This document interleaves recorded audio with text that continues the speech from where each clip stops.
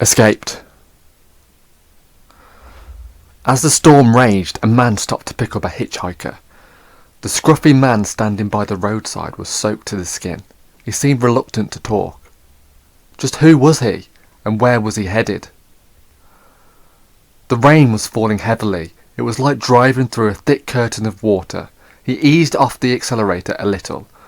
Had to be careful driving on wild nights like these. The last thing you'd want is to have an accident or breakdown.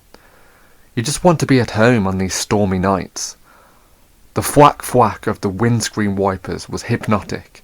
He stared out into the glow of the headlights, the rain sounding like white noise interference as it battered the car. He was reminded of the opening scene of a Hitchcock film. Through the wash of the rain he spotted a figure at the side of the road. The person wore a green parka and had their thumb jerked out. Why on earth would anyone be hitchhiking tonight? Surely you would just stay put until the morning. They must have been in a rush to get where they were going. He signalled down and pulled over. The hitchhiker climbed in. He shut the door quickly, glad to be out of the rain. He pulled his hood back and sighed. He was somewhere in his mid-20s and had wild red hair and a thick beard. "Awful night, eh?" said the driver. The hitchhiker held his gaze for a long moment. Drops of rainwater trickled down his face. Yes. Yes, it is. The driver pulled out and continued through the storm. The hitcher glanced over his shoulder into the blackness behind them. "You okay?" The hitcher simply nodded. They drove on in silence for a short while. The BBC radio phone in, blaring out from the car speakers, filled in for conversation. They listened to the radio and their own thoughts as they moved on. "Where are you headed?" asked the driver. "North." The hitcher pointed. "Are you travelling to visit friends?" The driver could not tell if that was a yes or a no. He adjusted his tie nervously. The hitcher stared at him in his suit and tie. The hitcher seemed scruffy, in comparison, in his parka and Pink Floyd t-shirt. "Do you work around here?" asked the hitcher.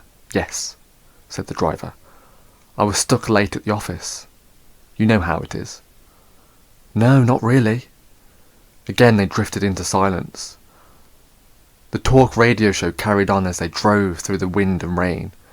The hitcher shifted in his seat and stared out the windscreen. "No music?" the hitcher asked. "What? Is there no music we could listen to?"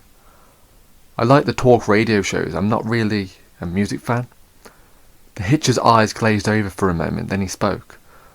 "I like listening to music. It calms me down." The driver said nothing. Several miles later there was a news bulletin on the radio. The reporter tried to remain professional as she read the announcement. "We are getting reports that a patient has escaped from a Manchester psychiatric institution. The man is said to be psychopathic and is said to have a history of murder." The hitcher jabbed a finger on the button on the radio panel. Tinny pop music blurted out from the speakers. The driver stared at his passenger, his question unasked. "I hate the news," answered the hitcher. "It's so depressing. It brings me down. There is never any good news, is there?" The driver did not reply. "Don't worry, I'm not the killer," said the hitcher, fidgeting with his coat. "No?" said the driver. "I mean, no, of course you aren't." They drove on listening to the crappy pop music and overexcited radio DJs. The rain pounded on the car. "What do you do for a living?" asked the driver. The hitcher was quiet for a moment, then he grinned. "I'm a writer." "Really? How interesting. Have you had anything published?"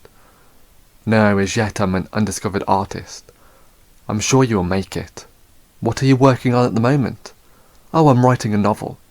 "Yes? It's about a serial killer." The driver did not speak. He flicked the talk radio station back on. A man was rambling on with himself about the change in days his wheelie bins were emptied. "Where can I drop you?" asked the driver. The hitcher said nothing. When the driver glanced round, his passenger had his eyes closed. He was either asleep or feigning slumber. They drove on through the storm down the snaking lanes. An hour later, the storm still growled and raged. The hitcher looked out of the window. The driver steered the car in silence. Another news bulletin came over the radio. "We're getting more information on the escaped patient. The killer's name is Simon Hughes. He escaped from the Green Pastures Institute earlier this evening. He is extremely dangerous and completely unpredictable. Simon Hughes made his escape by changing from his hospital-issue uniform into a suit and tie and pretending to be one of the medical staff. He stole a car and drove off." The hitcher turned to the driver. "What did you say your name was?" "Oh, my name is Simon." The hitcher stared in shock. Simon grinned. The headlights of a passing car glinted off the knife blade in Simon's hand.